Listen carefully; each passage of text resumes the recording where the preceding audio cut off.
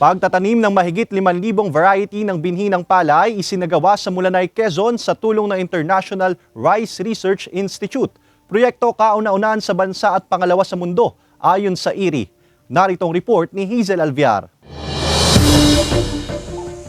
Umabot sa mahigit 5,000 variety ng palay seeds o binhi ang itinanim ng mga magsasaka sa mahigit 1,000 ektaryang lupain sa Barangay Anunang, Mulanay, Quezon. Proyekto ito ng samahan ng nagkakaisang magninyog ng Mulanay, Quezon sa pakikipagtulungan ng International Rice Research Institute o IRRI at GeneBank. Ayon sa grupo, kauna-unahan ito sa Pilipinas at pangalawa sa buong mundo sunod sa bansang Cambodia kung saan nauna nang nagtanim ng iba't ibang variety ng palay ang IRRI. Layunin ng proyekto na subukan ang mga koleksyon ng binhi at traditional varieties ng palay sa bansa na nakalagak sa IRRI GeneBank sa mahabang panahon. Sa pamamagitan nito, inaasahan ng grupo na mapapataas ang ani at produksyon ng mga magsasaka sa Mulanay maging ang kalidad ng kanilang palay. Layunin din itong mapaunlad ang kabuhayan ng mga magsasaka na nooy nakadepende lamang sa niyog. Samantala, target din ng grupo ang pagpapatayo ng Palay Seed Museum pagdating ng anihan sa Oktubre na magsisilbing bodega ng mga binhi. Nauna na ring nakapagtanim sa lugar ng mais at mga hybrid na niyog na layong paramihin makalipas ang 3 taon sa pakikipagtulungan ng mga eksperto mula sa University of the Philippines, Los Baños at IRRI.